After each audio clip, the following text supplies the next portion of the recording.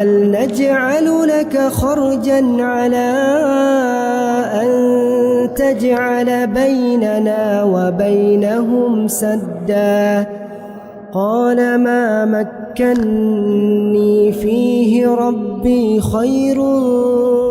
Raudatul Mujahidin.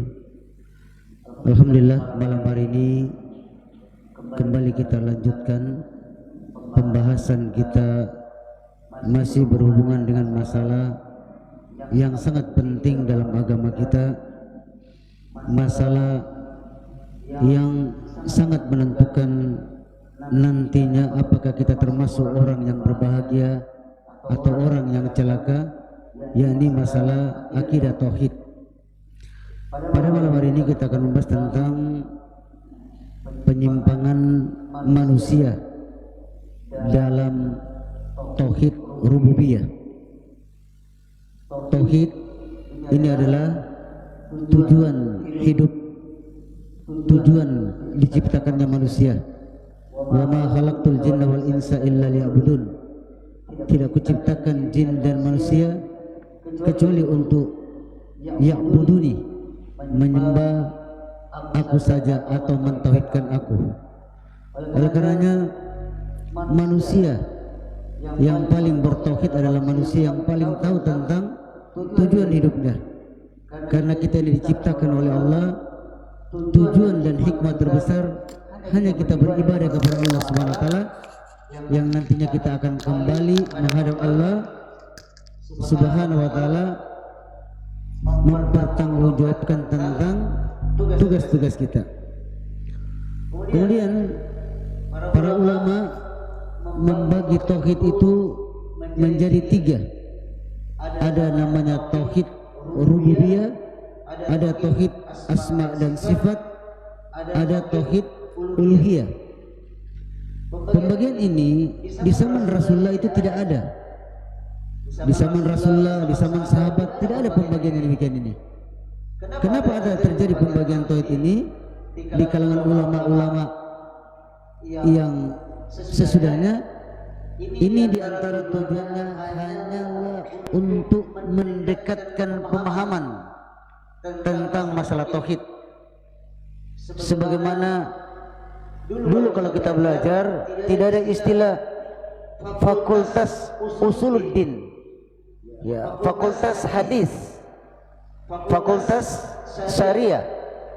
Dulu agama itu tidak ada istilahnya usuluddin, ya, usul dan furu. Sekarang ulama-ulama dalam rangka untuk mendekatkan pemahaman, maka dibagilah ada agama yang namanya usul yang berhubungan dengan akidah, ada yang bernama furu yang berhubungan dengan ibadah.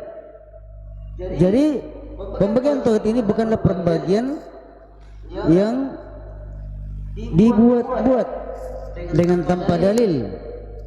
Pembagian ini pertama tujuannya adalah untuk mendekatkan pemahaman, karena ada orang yang dia bertauhid dalam masalah rububiyah, tapi dalam masalah uluhiyah tidak. Dia mentauhidkan Allah dalam masalah rububiyah, uluhiyah, tetapi dalam masalah asma dan sifat tidak. Oleh karenanya Allah berfirman dalam Al-Quran, wazarul ladzina yulhiduna fi asma'i, ya, tinggalkanlah orang-orang yang yulhiduna, mereka itu mulhid, mengingkari nama dan sifat-sifat Allah Subhanahu wa taala. Kita disuruh tinggalkan oleh Allah Subhanahu wa taala orang yang memiliki pemahaman demikian, karena dia salah dalam masalah ini. Kalau kita ditanyakan adakah dalil tentang pembagian tauhid rububiyah, uluhiyah dan asma dan sifat, maka jawabannya ada. Dalilnya adalah istiqra, berdasarkan telaah kitab. Seperti pembagian hukum Islam, ada namanya haram, ada namanya halal, haram, ada namanya mubah, ada makruh, ada sunnah, ada wajib. Ini di zaman dahulu tidak ada pembagian-pembagian yang demikian ini, tetapi berdasarkan istiqra, telaah kitab, maka ada namanya haram, judi haram disebutkan dalam Al-Quran. Ya, kemudian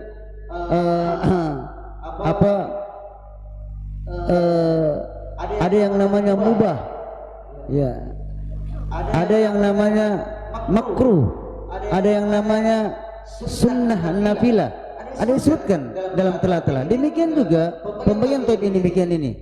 Tauhid rububiyah, tauhid uluhiyah, dan tauhid asma wa sifat. Seperti surat Al-Fatihah, alhamdulillahi rabbil alamin, berarti tauhid rububiyah, karena kita meyakini bahwasanya satu-satunya Rabb yang memelihara alam ini adalah Allah Subhanahu wa taala. Ar-Rahmanir Rahim, dialah Allah yang memiliki sifat Rahman, Ar-Rahim, Al-Malik. Ya. Maka Ar-Rahmanir Rahim Malik Yaumiddin ini adalah tauhid asma dan sifat. Iyyaka na'budu wa iyyaka nasta'in, ini adalah tauhid, ya, tauhid uluhiyah. Hanya kepadamu ya Allah kami menyembah. Kita jadikan ilahi, sembahan hanya kepadamu ya Allah. Maka dalam surat Al-Fatihah terkandung 3 tauhid ini. Dalam surat An-Nas juga, qul a'udzu birabbin nas, katakanlah aku berlindung kepada Rabbin nas, tauhid rububiyah, Rabb, Tuhannya manusia. Malikin nas, asma, salah satu sifat al-Malik, penguasa. Ilahin nas, tauhid uluhiyah. Qul a'udzu birabbin nas, tauhid rububiyah. Qul a'udzu birabbin nas, Malikin nas, tauhid asma sifat. Ilahin nas, sembahan manusia, tauhid uluhiyah. Jadi pembagian tauhid ini dalam rangka untuk mendekatkan pemahaman. Kenapa? Karena orang-orang musyrikin dulu, orang-orang Arab musyrikin dulu ketika diutusnya Nabi Muhammad SAW, mereka itu mentauhidkan Allah dalam masalah rububiyah, tetapi mereka berbuat syirik dalam masalah uluhiyah. Ya, mereka mengakui bahwasanya Allah yang menciptakan langit dan bumi, Allah yang mengatur alam semesta. Mereka mengakui semuanya. Ya. Ini disebutkan dalam surat Al-Ankabut ayat 61. Wa in sa'altahum, Allah berkata kepada Nabi Muhammad SAW, kalau kamu tanyakan kepada mereka, man halakas samawati wal arda, siapa yang menciptakan langit-langit dan bumi, wa sakhkhara samsa wal qamar, dan siapa yang mengatur, menundukkan siang dan malam, matahari dan bulan. Siapa yang menciptakan langit dan bumi, dan siapa yang mengatur pergerakan bulan dan matahari? Fayaqulun Allah, maka orang-orang kafir Quraisy mengatakan Allah. Ya. Mereka mengakui bahwa Allah yang menciptakan, Allah yang menciptakan langit dan bumi, Allah yang memberikan rezeki, Allah Subhanahu wa taala yang mengatur alam semesta. Mereka paham, tetapi mereka tidak mentauhidkan Allah dalam masalah uluhiyah, sehingga masih mereka diperangi oleh Rasulullah SAW. Demikian juga dalam hadis riwayat Muslim, orang-orang musyrikin dulu ketika mereka tawaf di Ka'bah, ya, talbiyah mereka demikian, labbaika Allahumma labbaika, labbaika la syarika lak, ya, illa syarikan huwa lak, tamlikuhu wa ma malak. Ini talbiyahnya mereka. Ya, labbaika Allahumma labbaika. Mereka mengakui bahwasanya Allah adalah Tuhan, orang-orang musyrikin dulu. Sehingga ketika mereka tawaf, talbiyahnya mereka, labbaika, aku memenuhi panggilan ya Allah, tidak ada syarikat bagimu kecuali syarikat yang engkau miliki, yang engkau kuasai. Jadi mereka menambah illa syirkan, kecuali syarikat yang engkau miliki. Padahal kalau kita talbiyahnya orang muslim, labbaika Allahumma labbaika, Allah labbaika la syarika lak, innal hamda wan nikmata laka wal mulk la syarika lak. Itu talbiyahnya orang muslim. Kalau mereka talbiyah juga, mereka mengakui ya Allah sebagai Tuhan mereka, labbaik Allahumma labbaik, tetapi mereka bersyirik dalam masalah ya uluhiyah. Kemudian bahkan setan itu dia mengakui tauhid asma wa sifat. Ya. Dalam Al-Quran dalam surat Shad ayat 82 dia 83, setan bersumpah, fabi izzatika, demi kemuliaanmu ya Allah. Perhatikan setan, demi kemuliaan ya Allah, la ughwiyannahum ajmain, sungguh aku akan menyesatkan mereka semua. Setan bersumpah dengan ya sifat Allah, izzatika. Dia paham tentang rububiyah, dia paham tentang asma wa sifat, tetapi ketika diperintah oleh Allah dengan satu perintah, dia aba wastakbar, dia enggan dan sombong. Wa kana minal kafirin, maka dia termasuk orang kafir. Bahkan dalam surat Al-Hijr ayat 36, setan mengakui tauhid rububiyah. Rabbi, qala Rabbi, wahai Tuhanku, fa anzirni ila yaumi yub'atsun, berikanlah umurku, tangguhkanlah umurku sampai dibangkitkan. Maka Allah mengatakan, innaka minal munzarin, kamu termasuk orang yang ditangguhkan umurmu sampai hari kiamat. Jadi iblis, setan, dia mengakui tauhid rububiyah, tetapi dia tidak mentauhidkan Allah masalah uluhiyah, sehingga dia kafir. Demikian juga Fir'aun, sebenarnya itu dalam hatinya dia akui tentang rububiyahnya Allah Subhanahu wa taala. Ya. Cuma karena kesombongannya, Allah sebutkan dalam surat Yunus ayat 90,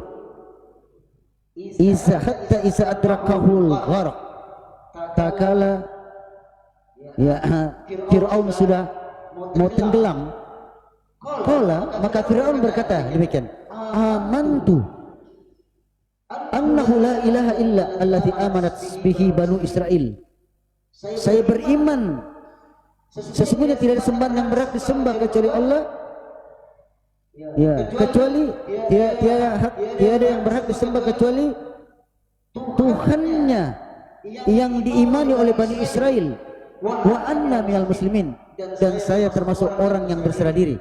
Kata Fir'aun ketika sudah meninggal, dia akui dalam hatinya ya tentang ya Allah Subhanahu wa taala.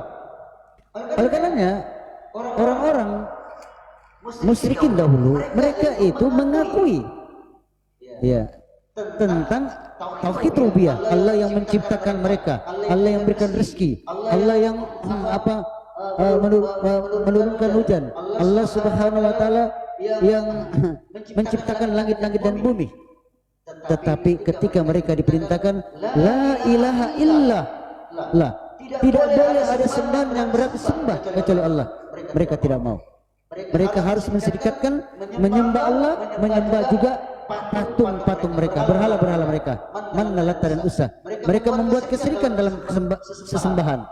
Maka diutuslah Rasulullah SAW untuk memeringatkan mereka, untuk kembali kepada ajaran tauhid.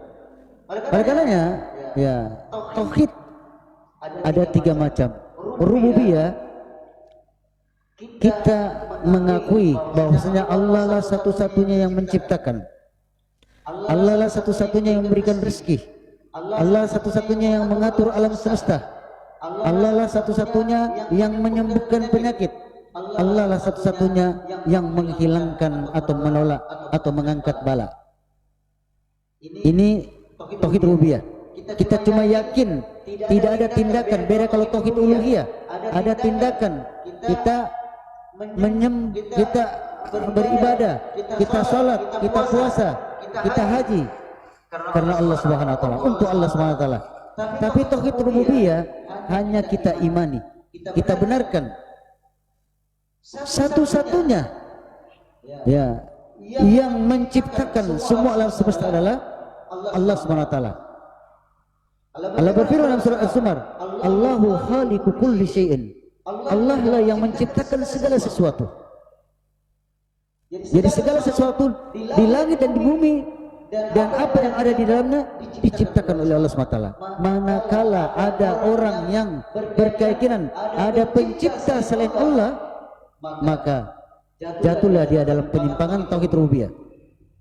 Allah juga ya berfirman dalam surat As-Sajdah, yudabbirul amra minas sama'i ilal ard. Ya. Allah lah yang mengatur alam semesta ini dari langit sampai di bumi. Allah yang mengatur. Manakala ada manusia yang meyakini ada selain Allah yang bisa mengatur alam semesta, jatuhlah dia dalam penyimpangan tauhid rububiyah. Dalam surat Hud ayat 6 Allah berfirman, wa ma min dabbatin fil ardi illa 'alallahi rizquha. Tidak satu pun makhluk yang ada di bumi ini kecuali Allah lah yang menanggung rezekinya. Ya, wa fis samai rizqukum. Di langit itu ada rezeki kalian. Kalau ada orang yang mengakui bahwasanya ada makhluk yang bisa memberikan rezeki selain Allah Subhanahu wa taala, maka jatuhlah dia dalam penyimpangan tauhid rububiyah. Dalam surat Yunus ayat 56 Allah berfirman, huwa yuhyi wa yumit wa ilaihi turja'un. Dialah Allah yang menghidupkan dan mematikan, dan kepada Allah lah semua makhluk dikembalikan. Kalau ada yang mengakui, meyakini bahwasanya ada pencipta selain Allah, maka jatuhlah dia dalam tauhid, ya penyimpangan dalam tauhid rububiyah. Kemudian dalam surat Al-An'am ayat 17 Allah berfirman, wa in yamsaskallahu biturrin fala kashifa lahu illa huwa. Kalau Allah menimpakan kepadamu mudarat, Allah mentakdirkan kamu ditimpakan mudarat, sakit atau ya satu musibah, fala kashifalah illa huwa. Tidak ada yang bisa mengangkat musibah tersebut kecuali dia, Allah Subhanahu wa taala. Kalau kita meyakini bahwasanya ada orang yang bisa, makhluk yang bisa menolak penyakit, menolak mudarat, mendatangkan manfaat, maka jatuhlah kita ke dalam penyimpangan tauhid rububiyah. Ya. Jatuhlah kita dalam penyimpangan tauhid rububiyah. Oleh karenanya dalam ayat-ayat ini, ya kita meyakini bahwasanya Allah lah yang menciptakan, Allah yang menghidupkan dan mematikan, Allah yang mengatur alam semesta, Allah Subhanahu wa taala yang memberikan rezeki, Allah Subhanahu wa taala yang menyembuhkan penyakit, Allah Subhanahu wa taala yang akan mengangkat segala musibah. Itu tauhid rububiyah. Kita yakini, ya kita yakini demikian ini. Kalau kita meyakini ada zat atau makhluk yang bisa melakukan hak-hak rububiyah ini, maka jatuhlah kita kepada penyimpangan tauhid, ya tauhid rububiyah. Ada beberapa contoh-contoh penyimpangan tauhid rububiyah. Seperti kalau kita mengatakan bahwasanya ada ya Allah itu ya dia memiliki anak, atau Allah Subhanahu wa taala itu bagian daripada tiga, atau Allah Subhanahu wa taala itu, atau ada manusia sebagai jelmaan Allah Subhanahu wa taala, maka jatuhlah kita kepada penyimpangan tauhid rububiyah. Seperti Allah berfirman dalam surat Al-Maidah ayat 17, laqad kafara alladzina qalu innallaha huwa al-masihu ibnu Maryam. Allah berfirman ini, laqad kafara Allah, sungguh telah kafirlah, alladzina qalu, orang yang berkata, innallaha, sesungguhnya Allah dia adalah al-masihu ibnu Maryam, manusia jelmaan Tuhan, atau manusia bisa menjelma jadi Tuhan. Maka kafirlah orang yang mengatakan demikian ini. Ya. Dalam ayat yang lain, dalam ayat ini maka laqad kafara allazina qalu innallaha huwa salisus salasa. Sungguh kafirlah orang yang mengatakan Allah itu tiga dari yang ya, satu dari yang tiga. Trinitas. Jadi ini penyimpangan dalam tauhid rububiyah, mengakui bahwasanya Allah tiga, atau Allah adalah manusia. penyimpangan dalam tauhid rububiyah. Kemudian meyakini selain Allah bisa menentukan hujan atau pawang hujan. Ya, ini penyimpangan dalam tauhid rububiyah. Ya. Padahal wa ansala minas samaa'i ma'an. Allah lah yang menciptakan langit dan bumi. Ya. Ya ayyuhan nasu ubudu rabbakumul lati khalaqakum wallazina min qablikum la'allakum tattaqun. Wahai manusia, sembahlah Allah yang menciptakan kalian dan menciptakan orang-orang sebelum kalian agar kalian bertakwa. Alladzina ansala minas samaa'i ma'an. Dialah Allah yang menurunkan air dari langit. Jadi kalau kita mengakui bahwasanya ada selain Allah yang bisa menurunkan hujan atau mengatur hujan, jatuhlah kita dalam penyimpangan tauhid rububiyah. Kita meyakini pawang hujan itu benar, jatuh kita dalam penyimpangan tauhid rububiyah. Ya, manakala kita datang meminta kepada pawang hujan supaya hujan tidak jadi turun karena ada acara, kita meminta kepadanya, maka jatuhlah dalam tauhid uluhiyah. Tadi rububiyah meyakini bahwasanya pawang hujan bisa menentukan hujan. Kemudian kita meminta bukan kepada Allah, meminta kepada pawang hujan tersebut, berdoa, maka jatuhlah kita ke dalam dua tauhid, penyimpangan dalam tauhid. Tauhid rububiyah dan tauhid uluhiyah. Rasulullah SAW bersabda dalam hadis Bukhari dan Muslim. Qala, berkata Allah Subhanahu wa taala, jadi Rasulullah meriwayatkan dari Tuhannya. Berarti hadis qudsi disebutkan dalam hadis Bukhari dan Muslim, muttafaqun alaih. Allah berfirman, asbaha min ibadi mu'min bi wa kafirun. Pagi hari ada hambaku yang mukmin, ada yang kafir. Ini kata Allah Subhanahu wa taala dalam hadis qudsi. Famma man qala mutirna bi fadlillahi wa rahmatihi. Ketika dia berkata, ada orang yang berkata bahwasanya hujan ini karena rahmat dan karunia Allah, fazalika mu'min bi, maka dia termasuk orang yang beriman kepadaku. Ya, wa kafir bil kawakib, dan dia kufur kepada bintang. Wa man qala, adapun orang yang berkata hujan ini binoi kasa wa kasa, disebabkan karena bintang ini dan bintang ini. Hujan ini turun disebabkan karena bintang ini dan bintang ini, fazalika kafirun bi, maka dia termasuk kafir denganku. Ini hadis qudsi. Allah berfirman, turun hujan. Kalau orang mukmin turun hujan, dia mengatakan mutirna bi fadlillahi wa rahmati. Pertama dia berdoa, Allahumma sayyiban nafian, ya Allah turunkanlah hujan yang bermanfaat. Setelah berhenti hujan, orang mukmin berkata, mutirna bi fadlillahi wa rahmati. Kami diberikan hujan karena karunia dan rahmat Allah. Adapun orang yang mengatakan hujan ini disebabkan karena bintang ini, pawang ini, maka dia telah kufur kepada rububiyahnya Allah Subhanahu wa taala. Karena yang menentukan hujan Allah Subhanahu wa taala.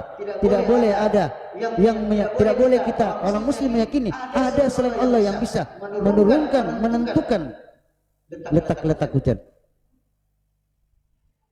Yang berikutnya di antara contoh penyimpangan tauhid, ya, penyimpangan dari tauhid rububiyah, keyakinan sebagian orang bahwasanya ada yang bisa mengatur alam semesta ini,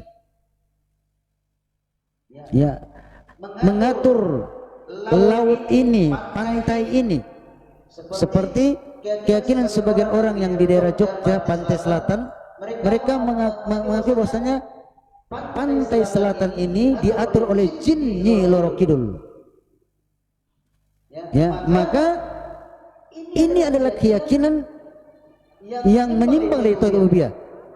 Kemudian penyimpangan mereka, ya, disempurnakan dengan tauhid uluhiyah, penyimpangan dalam masalah uluhiyah. Mereka datang membawa sesajen sembelihan dibuang ke pantai selatan. Berarti tauhid, ya, berarti syirik dalam masalah uluhiyah. Tadi dia meyakini bahwasanya syirik dalam rububiyah, dia mengakui bahwasanya ada yang bisa mengatur alam semesta selain Allah. Ya, kemudian dia syirik dalam tauhid uluhiyah. Dia datang bawa sesajen sembelihan dipersembahkan kepada jin. yang ada di pantai selatan tersebut. Padahal Allah mengatakan yudabbirul amra minas sama'i ilal ard. Dialah Allah yang mengatur langit-langit dan bumi. Dialah Allah yang mengatur alam semesta. Tidak boleh kita meyakini ada selain Allah yang mempunyai hak untuk bisa mengatur alam semesta. Kalau kita mengakui demikian ini, maka jatuhlah kita dalam penyimpangan tauhid, merusak ya syahadat yang pernah kita ucapkan, asyhadu an la ilaha illallah wa asyhadu anna muhammadar rasulullah. Kemudian keyakinan sebagian orang ada yang bisa mengatur padi-padian, dewa padi namanya. Ya, sebagian orang yang mengakui demikian, Dewi Sri mengatur padi-padian. Maka keyakinan Muslim tidak boleh demikian ini. Karena yang mengatur alam semesta ini adalah Allah SWT. Mau tumbuhkah, ya, mau tidak tumbuhkah, Allah SWT yang menentukan. Ya. Dialah Allah yang menumbuhkan biji-bijian. Dialah Allah SWT yang menumbuhkan biji-bijian. Tidak boleh kita mengakui demikian. Kalau kita mengakui demikian berarti ya ada yang bisa mengatur alam semesta selain Allah. Dewa ini, dewa ini, dewa ini. Jatuhlah kita ke dalam penyimpangan tauhid rububiyah. Kemudian kalau kita meyakini ada benda-benda yang bisa memberikan perlindungan dan pertolongan seperti jimat, keris, cincin, ya, batu pelaris, pohon dan sebagainya. Kita yakini bahwa benda-benda tersebut bisa memberikan perlindungan, bisa memberikan pertolongan, bisa memberikan manfaat, maka jatuhlah kita kepada penyimpangan dalam masalah tauhid rububiyah. Karena satu-satunya zat yang bisa memberikan perlindungan ya Allah SWT. Allah SWT. Karena isti'azah, ya perlindungan itu ya yang bisa memberikan perlindungan adalah yang menciptakan kita. Makanya kita selalu mengatakan a'udzubillahi minasyaitonirrajim. Aku memohon perlindungan kepadamu ya Allah dari setan. A'udzu bikalimatillahi tammati min syarri malak. Aku berlindung kepadamu ya Allah dengan kalimat-kalimat yang sempurna dari kejelekan makhlukmu. Maka ya setiap kita mukmin, ketika kita meyakini yang demikian ini ada yang bisa memberikan perlindungan, pertolongan selain dari Allah SWT, maka jatuhlah kita ke dalam tauhid rububiyah. Batu-batu pelaris, syirik rububiyah, keris-keris yang kita keramatkan yang bisa memberikan manfaat, syirik rububiyah. Kemudian jimat-jimat, cincin dan lain sebagainya. Ini ya tidak boleh kita mengira demikian ini. Karena yang memberikan pertolongan Allah SWT. Iyyaka na'budu wa iyyaka nasta'in. Kepadamu ya Allah kami menyembah dan hanya kepadamu kami minta pertolongan, tidak kepada yang lain.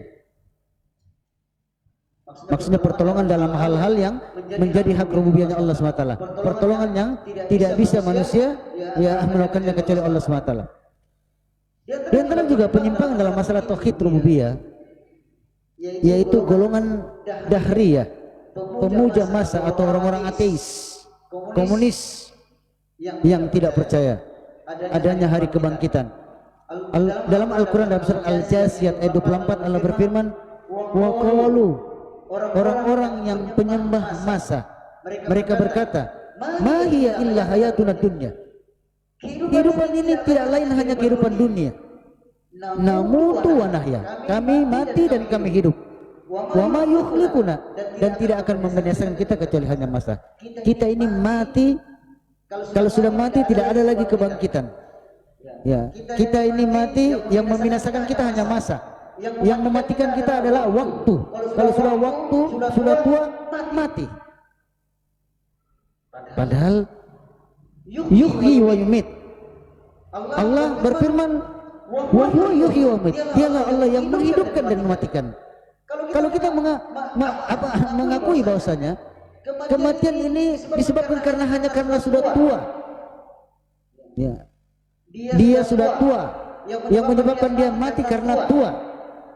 Ya. Yang mematikan dia karena tuanya. Ya. Maka jatuhlah.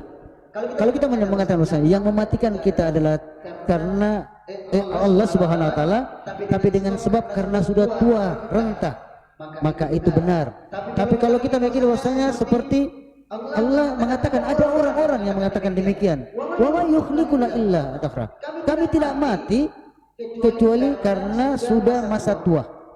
Jadi yang mematikan mereka adalah karena sudah tua. Ya, matikan mereka karena ketuaan, bukan karena Allah Subhanahu wa taala. Padahal Allah Subhanahu wa taala yang menghidupkan dan mematikan. Demikian juga ada namanya sekte Sabaiyah yang meyakini bahwasanya Ali sebagai Tuhan. Syiah. Ya, sebagian Syiah mereka menganggap Ali itu sebagai Tuhan. Ya. Ali sebagai Tuhan atau bagian dari ketuhanan. Ini mereka meyakini demikian. Mereka meyakini Ali itu tidak mati. Ali itu turun dari awan. Guntur itu adalah suaranya Ali. Itu pemahaman mereka itu. Ya. Petir adalah senyumannya Ali. Itu pemahamannya mereka. Orang sebagian sekte Syiah. Ya. Di zaman Ali, sekte ini dikumpulkan oleh Ali baru didakwai. Kenapa kalian menganggap saya sebagai Tuhan? Saya ini manusia. Mereka tetap menganggap sebagai Tuhan. Padahal yang mereka tuhankan sudah mendakwai mereka. Akhirnya Ali menghukum mereka. Kalau kalian tidak berhenti dari pemahaman ini, saya akan bakar kalian. Maka mereka tidak juga demikian, tidak sadar. Maka dibakarlah oleh Ali. Setelah mereka dibakar, mereka mengatakan tidak ada yang memberikan asap dengan api kecuali Tuhan. Masih tetap meyakini Tuhan. Ini kalau subhat sudah masuk di kepala, sulit keluar, Pak. Sulit keluar. Makanya jangan belajar agama salah-salah. Belajarlah agama yang lurus. Karena kalau sudah masuk subhat, sulit keluar subhat itu. Ya. Illa rahimahullah, kecuali yang dirahmati oleh Allah SWT. Ya, seperti ini mereka menyembah Ali, mentuhankan Ali. Ali sendiri mengatakan saya bukan Tuhan, saya adalah hamba Allah. Tapi mereka tetap. Ya, kenapa? Subhat sudah masuk. Ya. Kemudian di antara penyimpangan dari tauhid rububiyah, paham haluliyah. Bagaimana itu paham haluliyah? Dia meyakini manusia bersatu dengan Allah. Ya. Dia meyakini bahwasanya manusia itu bersatu dengan Allah. Ini pemahamannya Al-Hallats. Ya. Dengan kalau di Indonesia dulu Siti Jenar. Ada dulu namanya Siti Jenar. Ini pemahaman dia. Pemahaman haluliyah. Ya. Kauli kaula Gusti manunggalin kaula Gusti. Istilahnya kalau orang Jawa. Allah bersatu dengan makhluk. Ini keyakinan pemahaman yang menyimpang dari tauhid. Ya, tauhid.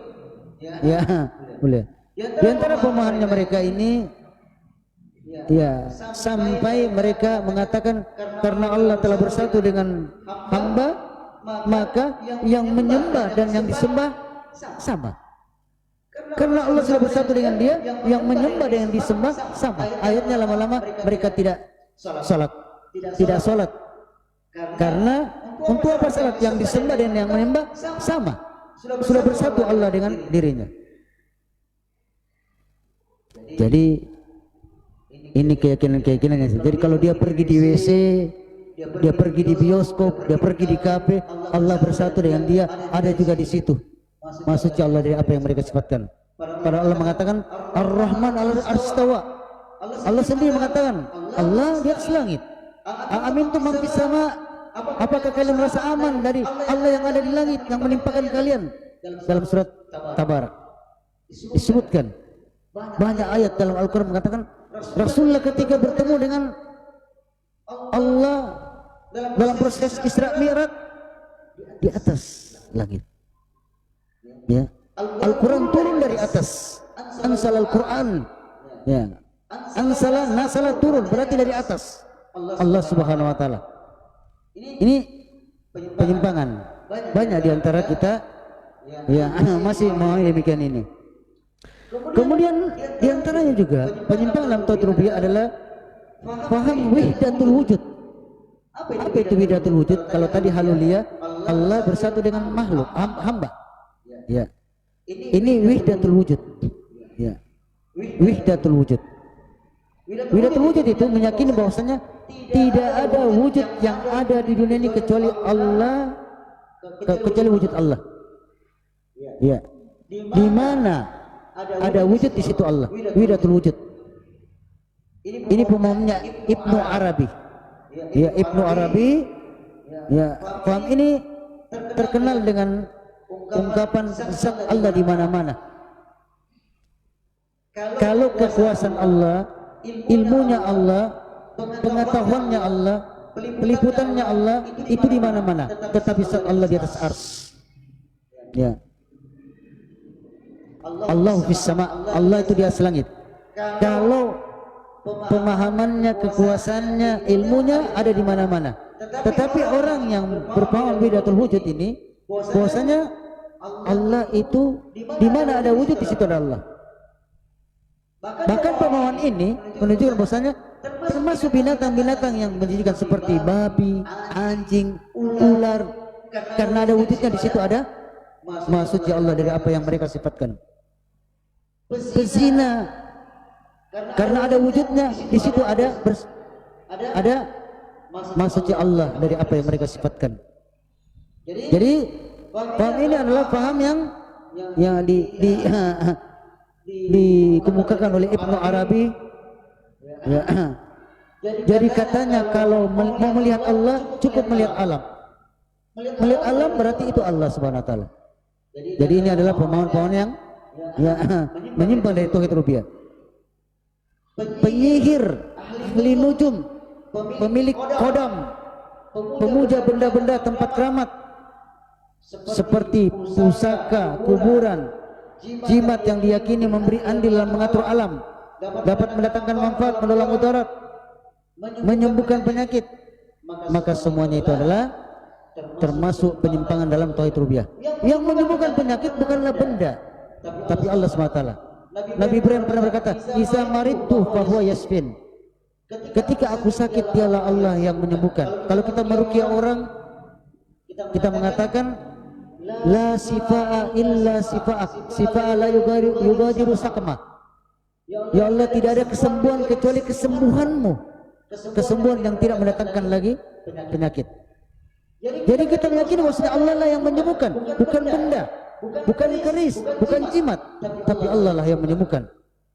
Ya. Maka mereka menyimpang dalam masalah tauhid rububiyah. Demikian juga orang-orang Majusi, mereka itu meyakini bahwasanya pencipta alam semesta ada dua, kegelapan dan cahaya. Jadi pengatur alam semesta ada dua. Kalau orang Majusi, ya, kalau perbuatan baik katanya itu berarti dari cahaya. Kalau perbuatan buruk adalah dari kegelapan. Makanya orang Majusi itu menyembah api karena ada terus cahaya supaya mereka baik. Ya. Jadi ada dua kekuatan menurut mereka di dunia di alam semesta. Jadi kegelapan dan cahaya. Maka ini juga termasuk ya penyimpangan dalam tauhid rububiyah. Termasuk qadariyah yang berpemahaman bahwasanya keburukan bukanlah ciptaan Allah, ya, tetapi ciptaan setan. Kalau ada keburukan itu bukan ciptaan Allah, bukan kehendak Allah. Ya. Kalau ada orang yang kafir itu bukan kehendak Allah, karena itu keburukan. Padahal kita orang muslim bahwasanya semua yang terjadi di muka bumi ini tidak ada yang pernah meleset dari kehendak Allah, baik yang buruk maupun yang baik. Kekafiran itu adalah kehendak Allah yang bersifat kauniyah, sedangkan mukmin atau taat itu adalah kehendak Allah yang bersifat syariah yang Allah cintai. Ya, tapi semuanya di atas kehendak Allah. Ya, nikmat-nikmat, musibah-musibah semuanya di atas kehendak Allah. Tidak boleh kita mengatakan bahwasanya musibah, keburukan inilah kehendak setan, bukan kehendak Allah. Berarti kita mengatakan bahwasanya ada sesuatu yang terjadi di muka bumi ini bukan karena kehendak Allah. Kita yakini bahwasanya semua ini dikehendaki oleh Allah dengan hikmahnya, keburukan dan kebaikan. Kemudian di antara juga penyimpangan dalam masalah tauhid rububiyah, ungkapan sebagian manusia ketika dia dipecat dari pekerjaannya, PHK, piringku pecah. Maksud itu piringku pecah artinya rezekiku sudah tertutup, ya. Tak kala dia memaui secara berlebihan tentang rezeki, dia mengatakan piringku pecah, maknanya bahwasanya rezekinya telah diatur dan tergantung dari majikannya, dari bosnya, dari pemimpinnya atau atasannya. Padahal kita orang mukmin, wa ma min dabbatin ala fil ardi illa ala rizqa. Binatang-binatang melata saja di muka bumi ini ditanggung rezekinya, apalagi orang yang bertakwa. Allah berfirman dalam Al-Qur'an, wa may yattaqillah yakhruju makhrajan. Siapa yang bertakwa kepada Allah, Allah berikan dia jalan keluar. Wa yarzuqhu min haitsu la yahtasib, dan Allah berikan rezeki dari arah yang tidak disangka-sangka. Allah berkata dalam Al-Qur'an, wa fis samai rizqukum, di langitlah rezeki kalian. Rezeki kita dari Allah Subhanahu wa taala yang di langit. Wa ma tu'adun, dan apa yang kalian dijanjikan oleh kalian. Ya, oleh karenanya banyak di antara perkataan dan perbuatan kita yang secara tidak sadar kita telah berbuat menyimpang dalam tauhid rububiyah, apalagi tauhid uluhiyah. Demikian juga tauhid asma dan sifat. Allah berfirman dalam Al-Qur'an, walillahi asmaul husna.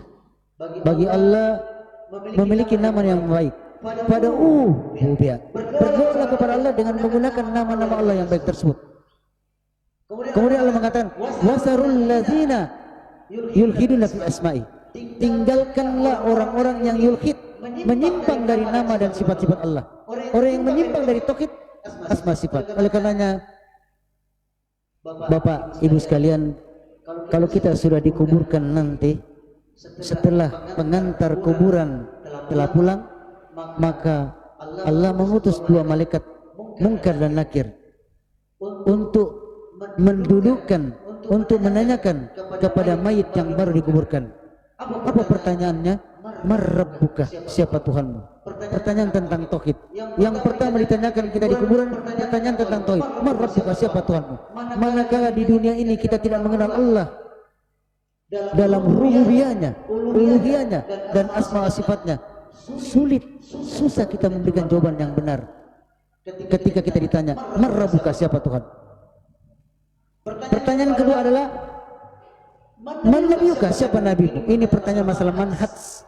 Manakala kita beribadah di dunia ini, kita tidak sesuai dengan tuntunan Rasulullah, yang dituntutkan oleh Rasulullah, sulit kita memberikan jawaban. Muhammadun Nabi sallallahu alaihi wasallam nabi. Wa ma dinuka, apa agamamu? Ditanyakan nanti apa agamamu. Ini pertanyaan tentang masalah ya cara kita beragama. Manakala kita beragama Islam tidak dengan dasar Al-Quran dan hadis, maka sulit kita memberikan jawaban. Al-Islamu ad-dini, Islam adalah agamaku. Sulit. Kenapa? Di dunia ketika kita beragama sesuai dengan ajaran orang tua, ajaran nenek moyang, bertentangan dengan Quran dan hadis, ya tetap tidak mau, tetap kita jalankan ajaran tersebut, maka sulit kita memberikan jawaban. Oleh karenanya pertanyaan pertama yang ditanyakan kita dalam kubur adalah masalah tauhid. Siapa Tuhan? Marrabbuka. Ya, oleh karenanya di dunia ini kita belajar tentang tauhid supaya kita bisa menjadi orang yang muwahhid, bertemu dengan Allah Subhanahu wa taala dalam keadaan membawa agama sebagaimana janji kita kepada Allah Subhanahu wa taala, wala tamutunna illa wa antum muslimun. Jangan kamu mati kecuali dalam keadaan muslim. Muslim itu adalah orang yang berserah diri kepada Allah Subhanahu wa taala, senantiasa mengikhlaskan ibadah hanya kepada Allah, menjauhkan daripada perbuatan-perbuatan syirik kepada Allah Subhanahu wa taala.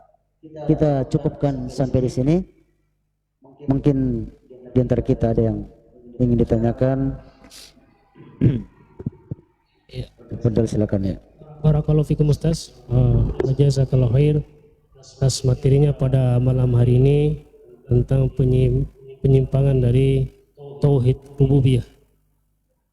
Dari materi tadi mungkin ada dari jemaah yang ingin bertanya, bisa melalui WhatsApp atau secari kertas atau melalui mic yang disiapkan oleh panitia.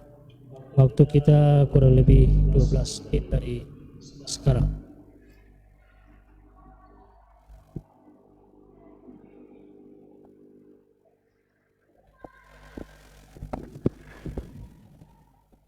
Assalamualaikum warahmatullahi wabarakatuh. Waalaikumsalam warahmatullahi wabarakatuh. Saya mengutip dari pembukaan tadi pembahasan malam ini tentang penggal ayat yang artinya kurang lebih begini. Aku tidaklah menciptakan jin dan manusia kecuali untuk menyembahku. Artinya kalau kita kaji dari arti kalimat itu, ayat itu, berarti jin itu bertauhid juga ya, bertauhid. Yeah. Ya. Kemudian saya kaitkan dengan pembahasan minggu lalu tentang bahwa setan itu atau jin itu sampai sekarang tugasnya menggoda manusia, padahal dia bertauhid. Ini mohon penjelasannya Pak Ustaz. Yeah. Itu yang pertama. Kemudian yang kedua tentang pawang Pak Ustaz, karena ini saya sering lakukan saya sering lakukan, tapi saya tidak meminta tolong kepada orang. Artinya saya sendiri yang meminta kepada Allah bahwa setiap kegiatan saya itu sebelum saya berangkat saya sholat dulu, meminta untuk bagaimana menyelamatkan pekerjaan saya dari ancaman hujan. Jadi sebelum saya berangkat saya sholat dulu. Ini bagaimana Pak Ustaz, pandangan Pak Ustaz? Mohon dijelaskan. Terima kasih. Yang pertama, jin dan manusia ini termasuk makhluk yang takalluf, diberikan beban. Wa ma khalaqtul jinna wal insa, tidak aku ciptakan jin dan manusia kecuali mereka menyembah kepadaku. Ada di antara manusia yang menyembah Allah, ada juga yang tidak menyembah Allah. Demikian juga jin. Di dalam surat jin dikatakan wa minnal muslimuna wa minna duna zalika. Di antara kami ada yang muslim, ada juga yang tidak muslim. Makanya ada jin muslim, ada yang tidak muslim. Ya, sama juga setan itu dari kalangan jin dan manusia, minal jinnati wan nas. Setan itu ada setan dari kalangan manusia dan ada setan dari kalangan jin. Hubungannya dengan kemarin dikatakan jin itu adalah berarti dia jin yang kafir, termasuk iblis dan bala tentaranya, mereka iblis dan keturunannya. Mereka itu diberikan ketangguhan umur yang tahu. Jadi iblis itu salah satu dari bangsa jin. Ya, jadi bangsa-bangsa jin seperti kita manusia, yang terbaik di antara manusia adalah Nabi Muhammad SAW. Ada manusia-manusia juga yang Islam, tapi tidak seperti Nabi. Yang terburuk di antara bangsa jin adalah iblis. Ya, iblis adalah salah satu bangsa jin. Jadi iblis dan anak keturunan itu diberikan umur yang tangguh. Tidak semua jin diberikan umur yang tangguh. Karena kita bahas umur yang diberikan. Kita bahas kemarin Khalid bin Walid membunuh jin wanita pada berhala Uzza. Jadi tidak semua jin diberi tangguh, hanya iblis dan keturunannya yang diberikan tangguh umur panjang yang mereka itu. Oleh karenanya jin itu ada juga yang kafir, ada juga yang muslim. Bahkan jin kafir itu macam-macam juga agamanya. Ada agama ya ahli kitab Nasrani, ada juga agama musyrikin yang lainnya. Macam-macam juga agama mereka. Kemudian yang kedua tadi masalah kalau yang kita lakukan itu bukan itu kita berdoa kepada Allah, karena Allah yang menentukan hujan di mana, Allah yang menentukan di mana turunnya hujan, maka kita berdoa kepada Allah supaya bisa hujan ini ditunda dulu atau disingkirkan karena kita punya ada tugas demikian ini. Tetapi juga ada orang lain yang berdoa semoga hujan ini turunkan ya dan tidak ditunda. Jadi kira-kira ini perang doa. Mana doanya yang ternyata doaku dikalahkan. Ya, ada yang lebih butuh. Jadi kita cuma berdoa, tapi kita serahkan kembalinya kepada Allah Subhanahu Wa Taala. Allah alam bisawab. Padahal yang lain. Persilakan. Ada jawab.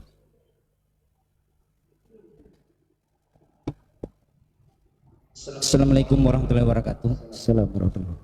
Ini Ustaz, di tengah-tengah masyarakat masih banyaknya pemahaman yang ketika anaknya baru lahir, sebagian ibu-ibu meyakini bahwa anak yang digantungkan bawang merah atau yang diistilahkan itu karyango itu, atau biasa cermin yang disimpan di atas kepalanya, itu bisa menolak bala atau menghilangkan gangguan dari jin. Bagaimana ini Ustaz? Apakah ini termasuk? Itu termasuk penyimpangan dalam tauhid rububiyah, karena satu-satunya yang memberikan manfaat adalah Allah SWT. Wa in yamsaskallahu bidurin fala kasifala. Kalau Allah menimpakan kamu keberatan, maka tidak ada yang bisa mengangkatnya kecuali Allah. Wa in yamsaskallahu bihairin fa innallaha ala kulli syai'in qadir. Kalau Allah menimpakan kamu kenikmatan, kebaikan, maka sesungguhnya Allah Maha Kuasa atas segala sesuatu. Jadi kenikmatan, kemudaratan adalah datang dari Allah SWT. Keberkahan datang dari Allah. Al-barakatu minallah, keberkahan dari Allah SWT. Makanya Rasulullah SAW ketika lahir anaknya, cucunya Hasan dan Husain, apa yang dilakukan Rasulullah? Gantungkan dariamu, bawang, jimat? Tidak. Yang dilakukan oleh Rasulullah, ya Allah, aku memohon kepadamu perlindungan kepada kedua anakku ini dari gangguan setan. Ya, dari gangguan setan. Jadi itu yang kita doakan ketika anak kita baru lahir. Ya, bukan kita guna demikian. Kita ikuti Rasulullah. Rasulullah adalah contoh teladan yang baik-baik kita. Sehingga Hasan dan Husain sebagai pemimpin ahli surga. Karena apa?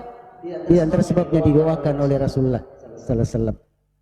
Dimintakan perlindungan dari setan. Itu yang kita lakukan kalau ada anak kecil yang baru lahir. Bukan kita gantungan jimat-jimat. Ya, fadal, silakan yang lain. Ya, kami persilakan. Silakan, Pak. Bismillah. Assalamualaikum warahmatullahi wabarakatuh. Salah. Berjejer 1 2 3.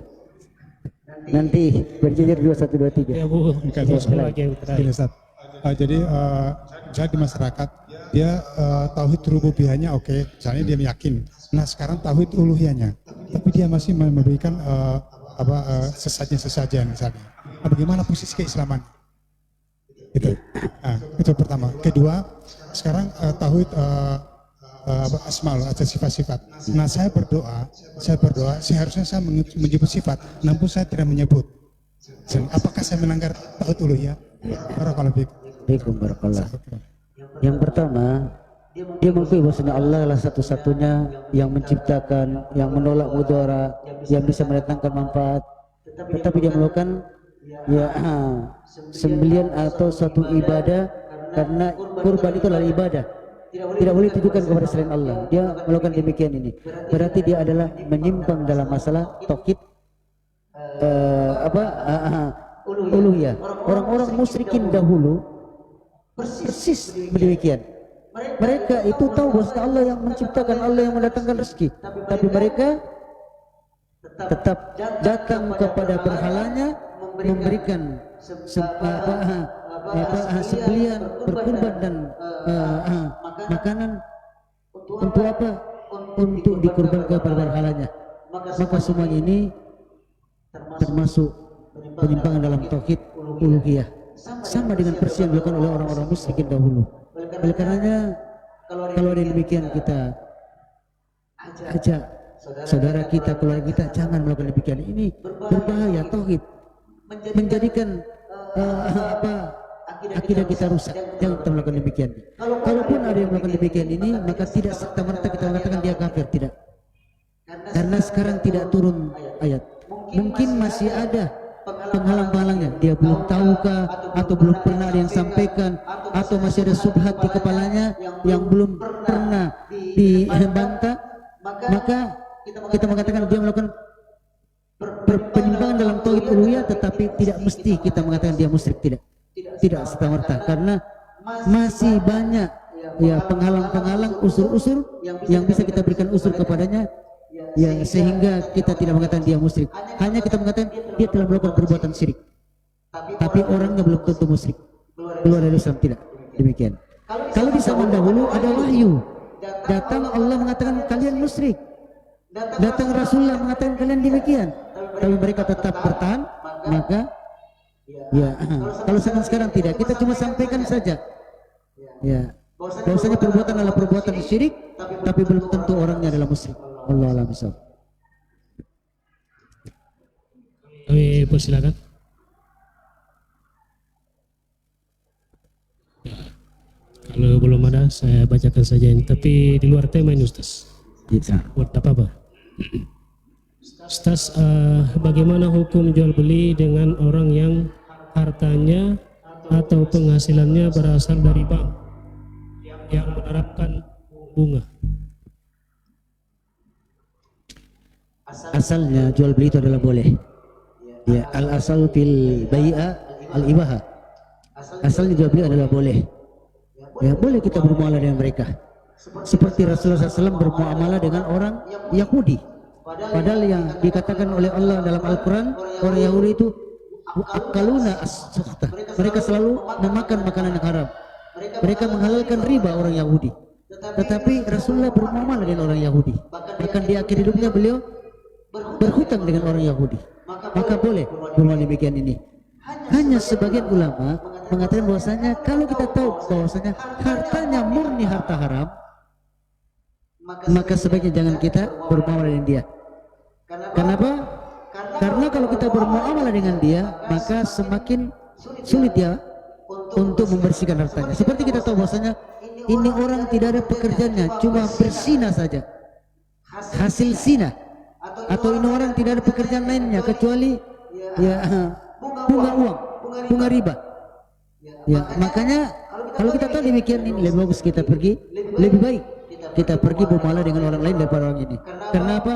Supaya kita memberikan pelajaran baginya, kemudian kita memberikan ya supaya dia untuk berkesempatan untuk bertobat, membersihkan harta yang buruk darinya. Tetapi kalau bercampur hartanya antara haram dan halal, maka boleh kita bermuamalah dengannya. Allah a'lam bishawab. Ya, kita cukupkan karena sudah waktu. Subhanakallahumma bihamdika asyhadu an la ilaha illa anta astaghfiruka wa atubu ilaik.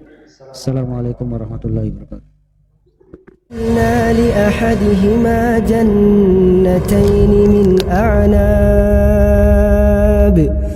وحففناهما بنخل وجعلنا بينهما زرعا كلتا الجنتين